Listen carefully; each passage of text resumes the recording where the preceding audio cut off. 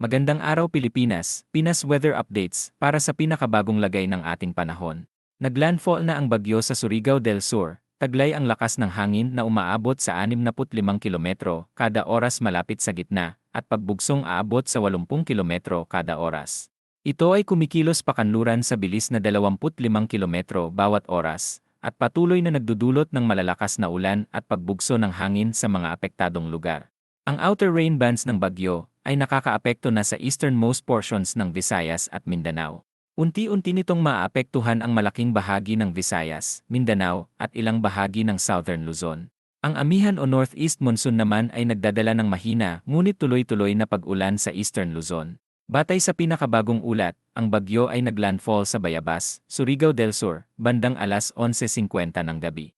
Patuloy nitong direktang maapektuhan ang eastern Mindanao, kabilang ang Caraga at Davao Region. Sa madaling araw hanggang umaga ng Biyernes, inaasahang makararanas ng malalakas na ulan at pagbugso ng hangin ang northern Mindanao, pati ang katimugang bahagi ng eastern Visayas. Habang patuloy na kumikilos ang bagyo sa katimugang bahagi ng Visayas. Ngayong araw ng Biyernes, tatawid ang bagyo sa Central Visayas at Negros Island Region, at pagsapit ng gabi ay inaasahang tutungo ito sa hilagang bahagi ng Sulusi. Sa Sabado ng umaga, posibleng matatagpuan na ang bagyo sa hilagang bahagi ng Palawan. Sa darating na linggo, tinatayang lalabas ito ng West Philippine Sea, at pagsapit ng hapon o Lunes, inaasahang unti-unti itong hihina at magiging isang low-pressure area. Kahit pa humina ang bagyo, mananatili ang epekto ng malakas na hangin at pag-ulan. Sa susunod na 24 oras, mahalaga ang pagbabantay dahil sa matitinding pag-ulan at posibilidad ng pagbaha. Sa kasalukuyan, may tropical cyclone wind signal number 2 sa maraming lugar, kabilang ang Siquijor, Southern Cebu, Southern Bohol, Surigao del Norte, Surigao del Sur, at extreme northern Davao Oriental.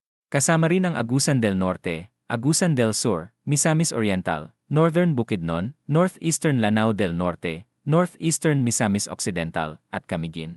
Ang signal number 1 naman ang itinataas sa Northern Palawan, Calamian, Cuyo, Cagayan Sulu Islands, Southern Samar, Biliran, Leyte, Bohol, Cebu, Negros Oriental, Negros Occidental, Guimaras, Buong Panay Island, Dinagat Islands, Northern at Central Davao Oriental, Davao de Oro, Davao del Norte, Northern Davao del Sur, Northern Cotabato, Lanao del Sur, Northern Maguindanao del Norte, Northern Lanao del Norte, Northern Misamis Occidental, at Zamboanga Peninsula. Ang outer rain bands at amihan ay nagdudulot ng pabugso-bugsong hangin sa Batanes, Northern Cagayan, Ilocos Norte, Apayao, Metro Manila, Central at Southern Luzon, Visayas, at halos buong Mindanao kahit walang wind signals. Ayon sa Pag-asa, ang posibilidad ng higit sa 200 mm na buhos ng ulan sa loob ng 24 oras sa mga lugar ng Agusan del Norte, Surigao del Sur, Agusan del Sur, Camiguin, at Misamis Oriental. Ay may mataas na posibilidad ng malawakang pagbaha at landslide sa mga kabundukan.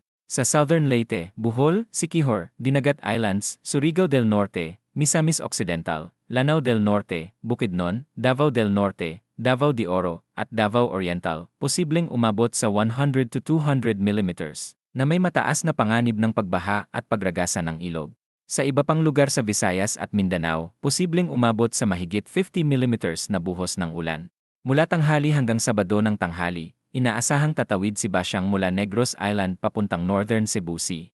Posibleng umabot sa 100 to 200 mm ang ulan sa Antique, Iloilo, Guimaras, at Negros Occidental, habang sa Palawan, Aklan, Capiz, Negros Oriental, Cebu, at Siquijor ay mahigit 50 mm ng pag-ulan ang mararanasan. Pagsapit naman ng Sabado hanggang Linggo ng tanghali, posibleng makaranas ng mahigit sa 50 mm ng ulan sa Palawan, Quezon, Camarines Norte, Marinduque, at Oriental Mindoro. Ayon pa rin sa Pag-asa, posibleng umabot sa hanggang 2 metro ang storm surge sa mga baybaying ng Dinagat Islands, Surigao del Norte, Surigao del Sur, Agusan del Norte, Davao Oriental, Camiguin, Misamis Oriental, Leyte, Southern Leyte, Bohol, Cebu, Siquijor, Negros Oriental, Negros Occidental, Antique, Iloilo, Occidental Mindoro, Oriental Mindoro, at Palawan sa loob ng susunod na 48 oras. Ang malalakas na alon ay maaari ring umabot sa 5 metro sa eastern coast ng Visayas at Mindanao. Patuloy na pinapayuhan ang publiko na subaybayan ang mga opisyal na abiso ng Pag-asa at ng kani-kanilang lokal na pamahalaan, at maging handa sa malalakas na ulan, malalakas na hangin, pagbaha, pagguho ng lupa, at mapanganib na lagay ng karagatan sa mga susunod na mga oras. Iyan ang pinakahuling ulat ukol sa Bagyong Basyang. Para naman lagi kang updated sa latest na lagay ng panahon, pakiclick mo lang ang subscribe button para sa napapanahong updates.